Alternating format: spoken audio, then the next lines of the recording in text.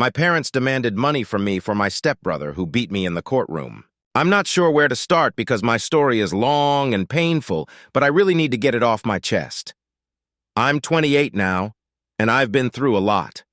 This is the first time I'm sharing my story publicly, and I hope it helps someone out there feel less alone. Growing up, I always felt like an outsider, even within my own family. My parents, Linda and Robert, were not the loving, supportive figures you'd hope for. Instead, they were the source of most of my pain and suffering. From as early as I can remember, they were abusive, both physically and emotionally. I was the eldest of 3 children with 2 younger brothers, Jake and Tommy. My parents treated my brothers relatively better, but for some reason I was always the target of their anger and frustration. My earliest memories are filled with fear. My parents had a twisted way of disciplining me, which involved a lot of yelling, name-calling, and physical punishment. I remember one incident when I was about 5 years old.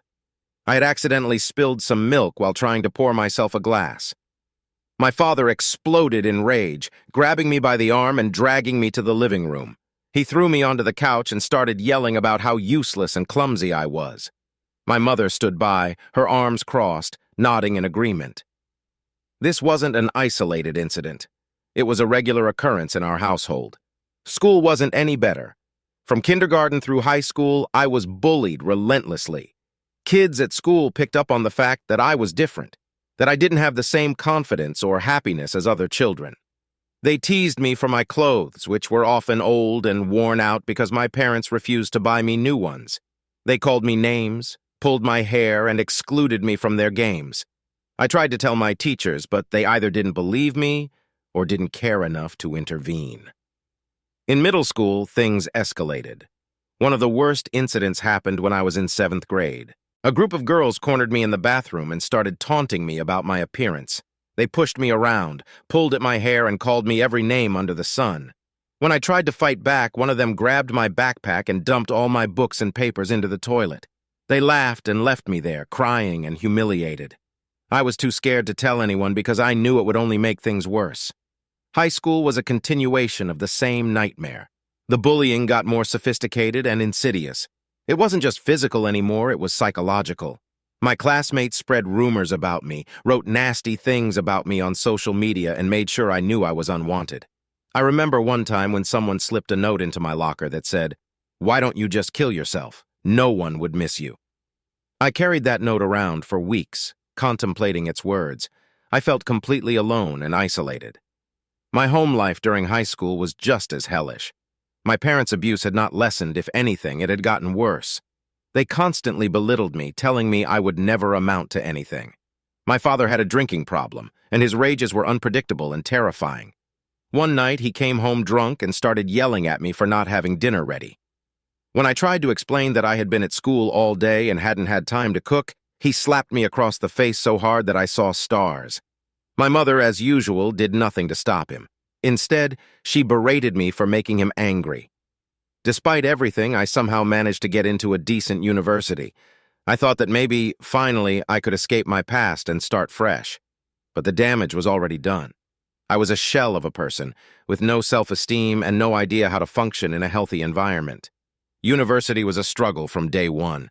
I found it hard to make friends and trust people. I was always on edge, waiting for the other shoe to drop. In my second year, I had a roommate named Sarah who seemed nice enough at first, but soon, her true colors showed. She started making snide comments about my appearance and my habits. She would invite her friends over and they would have loud, late-night parties knowing I had early classes. When I confronted her about it, she laughed in my face and told me to lighten up. Things came to a head one night when I came back to our dorm to find that she had locked me out. I had to sleep in the common room, and the next day she acted like nothing had happened. University wasn't all bad, though. I did have a few professors who genuinely cared and tried to help me.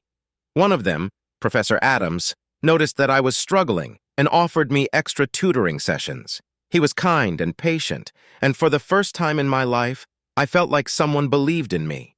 I managed to scrape through my classes and eventually graduated, but the scars from my childhood and adolescence were still there. After university, I moved to a new city, hoping for a fresh start. I got a job in marketing and tried to build a new life for myself, but the trauma of my past continued to haunt me.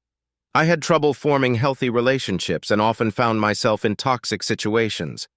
My self-esteem was still rock bottom, and I struggled with depression and anxiety.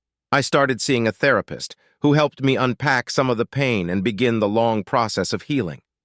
One of the hardest things I had to do was confront my parents about their abuse. It took me years to work up the courage, but I finally did it. I wrote them a long letter detailing everything they had put me through and how it had affected me. I didn't expect an apology, and I didn't get one.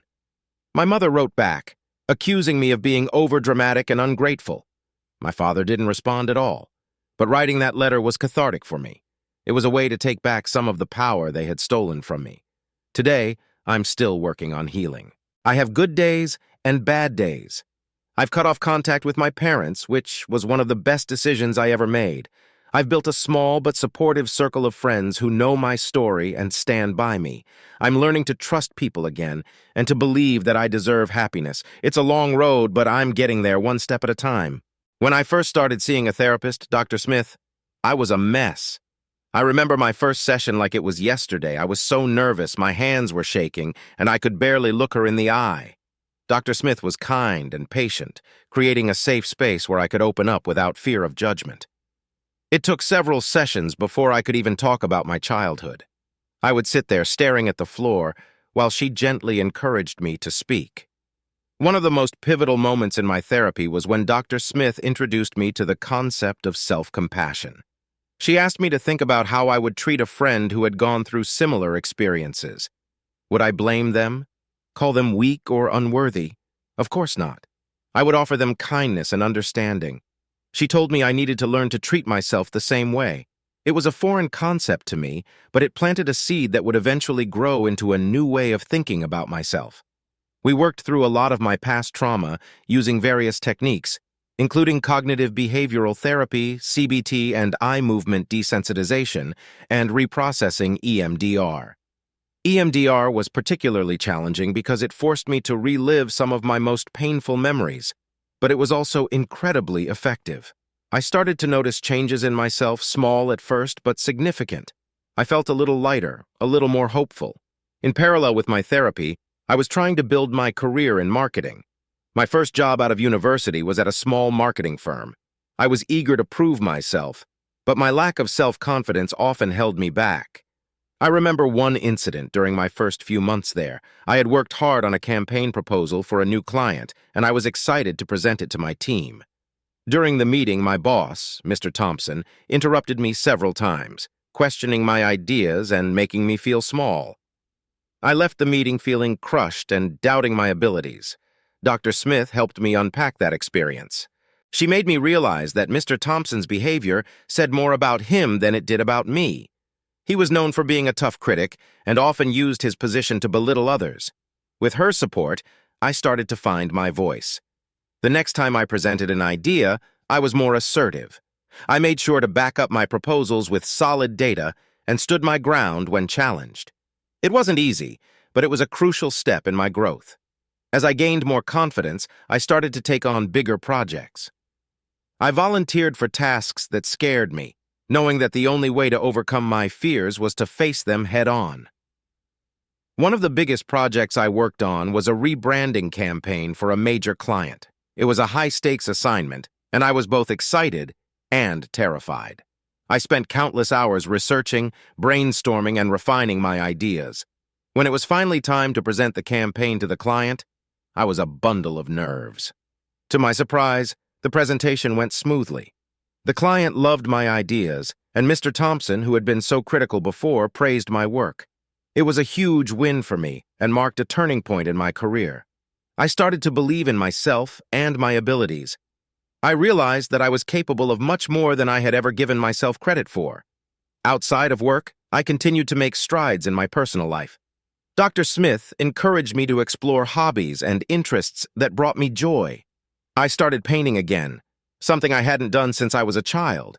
I joined a local art class and found it incredibly therapeutic. It was a way to express myself without words, to channel my emotions into something beautiful. I also began to build a support network. I joined a few online communities for survivors of abuse and found solace in connecting with others who had been through similar experiences. We shared our stories, offered each other support, and celebrated our victories no matter how small. These connections were invaluable in my healing journey. At work, I faced another challenge that tested my resilience. We had a new hire, Lisa, who quickly became a favorite of Mr. Thompson. She was smart, confident, and seemed to excel at everything she did. I found myself feeling threatened and insecure, worried that I would be overshadowed. It brought back a lot of the old feelings of inadequacy and fear of not being good enough. Dr. Smith helped me navigate these feelings.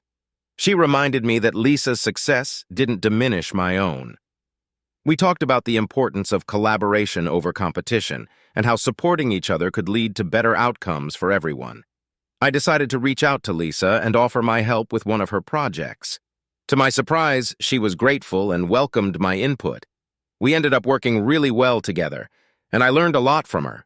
It was a lesson in the power of teamwork and the importance of lifting each other up. As my career progressed, I started to take on leadership roles. I was promoted to project manager and was responsible for overseeing a team. This was a huge step for me, and I was determined to be the kind of leader who supported and encouraged her team rather than tearing them down. I held regular team meetings where everyone had a chance to share their ideas and feedback. I made it a point to recognize and celebrate my team's achievements, no matter how small. It was incredibly rewarding to see them grow and succeed. One particularly memorable project was a national ad campaign for a new product launch. It was a massive undertaking with a tight deadline and high expectations. I knew it would be a challenge, but I was excited to prove myself. I assembled a talented team and worked closely with them to develop a creative and effective campaign.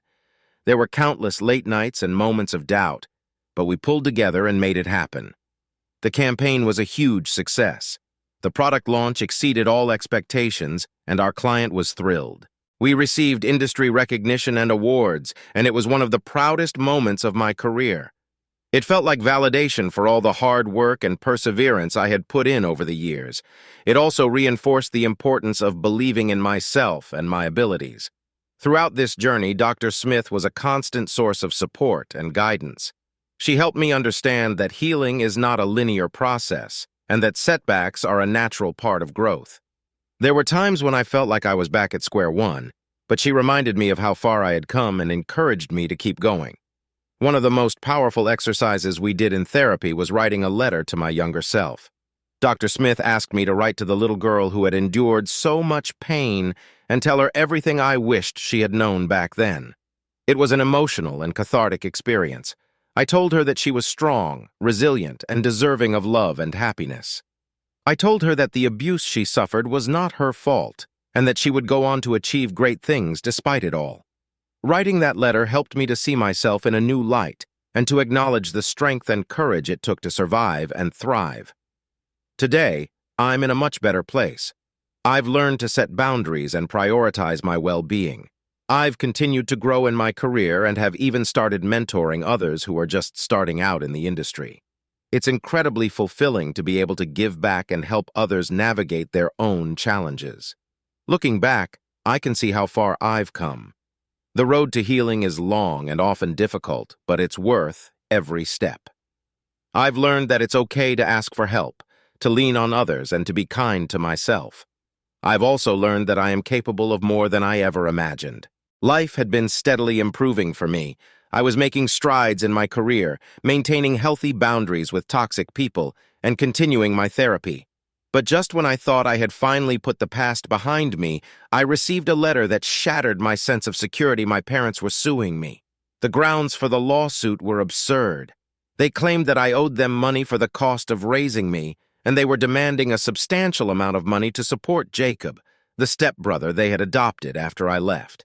The lawsuit felt like an attack on the progress I had made and the independence I had fought so hard to achieve. I knew I had to fight back. The court date was set for a Monday morning. I walked into the courtroom feeling a mix of anxiety and determination. My parents were seated on the other side, looking as vindictive as ever. Jacob, the stepbrother I had never met, sat next to them with a smug expression on his face. My lawyer, Miss Grant, reassured me that we had a strong case, but I couldn't shake the feeling of dread. The first day of the trial was grueling. My parents' lawyer, A slick man named Mr. Edwards presented their case with an air of confidence. He argued that my parents had made significant financial sacrifices to raise me and that I owed them compensation. He painted a picture of them as loving, dedicated parents who had been unjustly abandoned. When it was our turn, Miss Grant methodically dismantled their arguments.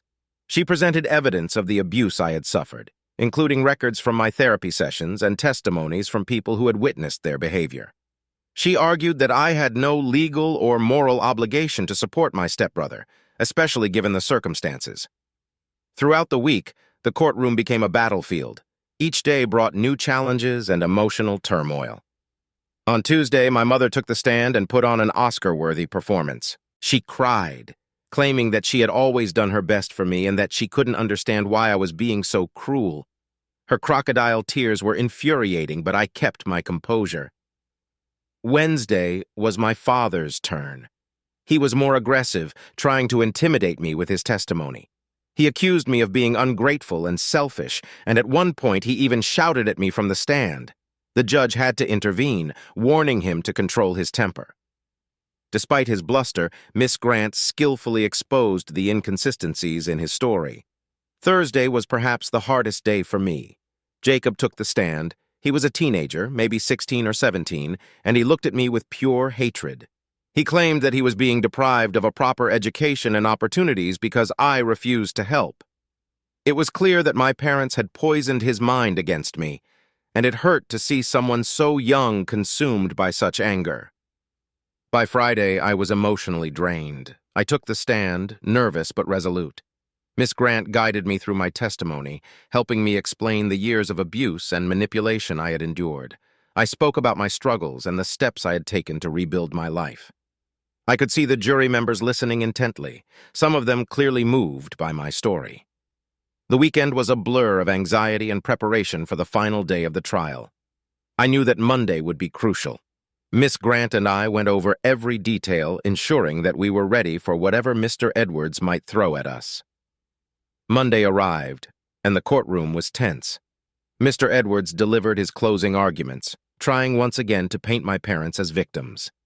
Miss Grant followed with a powerful speech, reminding the jury of the abuse I had suffered and arguing that I owed my parents nothing. After what felt like an eternity, the jury retired to deliberate. The hours dragged on, each minute filled with unbearable tension. Finally, they returned with their verdict I had won. The relief was overwhelming. I had stood up to my parents and won.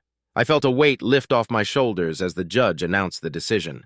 But just as I began to relax, chaos erupted. Jacob, who had been seething throughout the trial, suddenly leapt to his feet. He grabbed a baseball bat from his bag and charged at me. The courtroom exploded into shouts and screams. I barely had time to react as he swung the bat at me. I managed to dodge, but the bat grazed my arm, sending a sharp pain through me. Security guards tackled Jacob to the ground, restraining him as he thrashed and yelled. The courtroom was in disarray, with people shouting and trying to process what had just happened. I was rushed out of the courtroom by Miss Grant and a couple of guards, my heart pounding in my chest. Outside the courtroom, I took a moment to catch my breath. The adrenaline was still coursing through my veins, and my arm throbbed where the bat had struck. Miss Grant called an ambulance, and I was taken to the hospital to get checked out. Fortunately, the injury wasn't severe, but the whole experience left me shaken. The incident with Jacob added another layer of complexity to the situation. My parents tried to use it as leverage, claiming that I had provoked him and that he was just a child acting out. However, the security footage from the courtroom clearly showed him initiating the attack. Jacob was taken into custody, and my parents' attempt to spin the narrative in their favor fell flat. In the days that followed, the story gained media attention. Reporters hounded me, wanting to know more about the trial and the attack. I declined all interviews, choosing to focus on my recovery and moving forward. Miss Grant helped me file a restraining order against my parents and Jacob, ensuring that they couldn't come near me again. Despite the trauma of the attack, I felt a sense of closure. The trial had forced me to confront my past head-on, and I had emerged victorious. I continued to see Dr. Smith, who helped me process the events and deal with the lingering fear and anxiety. She reminded me that I had taken control of my life and that I was no longer a victim. As time went on, I found new strength in my experiences. I became an advocate for others who had suffered from abuse, sharing my story in support groups and online forums. My career continued to thrive, and I found fulfillment in helping others navigate their own journeys of healing. One particularly memorable event occurred a few months after the trial. I was invited to speak at a conference on overcoming adversity. Standing on that stage, sharing my story with a room full of people, I felt a profound sense of empowerment. I realized that my past didn't define me. It was my strength and resilience that truly defined who I was. Life isn't perfect, and I still have my struggles. But I know now that I am capable of overcoming anything that comes my way. My journey has made me stronger, and I am determined to use my experiences to help others find their own strength. Following the attack in the courtroom, Jacob was taken into custody and faced charges for assault. The evidence against him was undeniable, with the security footage clearly showing him attacking me with a baseball bat. His trial was swift, and he was found guilty. Given his age and the violent nature of the attack, he was sentenced to juvenile detention. The judge also mandated therapy for him, recognizing the deeply rooted issues likely instilled by my parents. The consequences of Jacob's actions rippled through our family. Child Protective Services (CPS) got involved, conducting a thorough investigation into my parents' fitness as guardians. The abuse I had endured, coupled with their failure to provide a safe and supportive environment for Jacob, painted a grim picture. CPS determined that my parents were unfit to care for any children and stripped them of their parental rights. Jacob was placed in a rehabilitation program within the juvenile detention system, and any other foster children they might have been caring for were removed from their custody. This drastic turn of events left me with mixed emotions. On one hand, I felt vindicated knowing that my parents were finally being held accountable for their actions. On the other hand, it was heartbreaking to see how deeply their toxic behavior had affected Jacob. Despite everything, he was still just a kid, and part of me hoped he could find a way to heal and build a better future. Amidst the turmoil, I found solace in my work and therapy. My therapist, Dr. Smith, continued to be a guiding light, helping me process the aftermath of the trial and the attack. She encouraged me to focus on the positive changes in my life and to continue building a future that wasn't defined by my past. During this time, I also started to open myself up to the possibility of new relationships. I had spent so long being guarded and wary of others, but I realized that part of healing meant allowing myself to connect with people again. That's when I met Sarah. Sarah and I met through mutual friends at a dinner party. She was warm, funny, and incredibly kind. We hit it off immediately, bonding over our shared love of art and travel. For the first time in a long time, I felt a genuine connection with someone. Our friendship quickly blossomed into something more, and we started dating. Our relationship wasn't without its challenges. I was open with Sarah about my past, and she was incredibly supportive. But I still had moments of doubt and fear. Trust didn't come easily to me, and there were times when my insecurities got the better of me. But Sarah was patient and understanding, always willing to talk things through and reassure me. One memorable incident occurred about 6 months into our relationship. We had planned a weekend getaway to a cabin in the mountains. It was supposed to be a relaxing escape from the stress of our everyday lives. However, on the first night, I had a nightmare about the attack in the courtroom. I woke up in a panic, and Sarah was there to comfort me. She held me as I cried, telling me that I was safe and that she was there for me. That moment solidified my feelings for her. I realized that she wasn't just a partner, she was someone who truly cared about my well-being and was willing to stand by me through thick and thin. As our relationship grew stronger, I started to envision a future with Sarah. We talked about our dreams and goals, and it became clear that we were on the same page. About a year into our relationship, I decided to take the next step. I planned a special evening, recreating our first date and ending with a proposal. To my delight, Sarah said yes. Our engagement was a joyous time, filled with planning and excitement for the future. We decided to have a small, intimate wedding with our closest friends and family. The day of the wedding was perfect. We exchanged vows in a beautiful garden, surrounded by blooming flowers and the people we loved. As I stood there, holding Sarah's hands and looking into her eyes, I felt a sense of peace and happiness that I had never experienced before. The wedding was a celebration of love and resilience. My friends from the support group, colleagues from work, and a few of the supportive professors from university attended. Even Professor Adams, who had helped me so much during my studies, was there to celebrate with us. It was a testament to the fact that I had built a new family, one of choice and mutual respect. One particularly touching moment was during the reception when my friend Lisa gave a speech. Lisa had been through her own struggles, and we had bonded over our shared experiences. In her speech, she talked about how far I had come and how proud she was to see me standing strong and happy. Her words brought tears to my eyes and reminded me of the power of friendship and support. After the wedding, Sarah and I settled into our new life together. We bought a cozy apartment in the city, filled it with art and memories, and started building a future. We traveled, explored new hobbies, and continued to support each other's dreams. Sarah encouraged me to pursue my passion for art more seriously, and I started painting again. I even held a small exhibition at a local gallery, which was a huge milestone for me. Professionally, things were also going well. I received a promotion at work, becoming a senior project manager. This new role came with more responsibilities, but I was ready for the challenge. One of the most significant projects I led was a marketing campaign for a nonprofit organization focused on mental health awareness. It was a cause close to my heart, and I poured my soul into the project. The campaign was a success, raising awareness and funds for mental health services.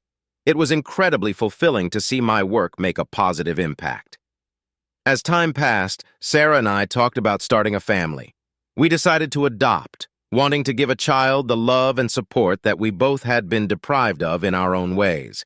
The adoption process was long and sometimes frustrating, but it was worth it.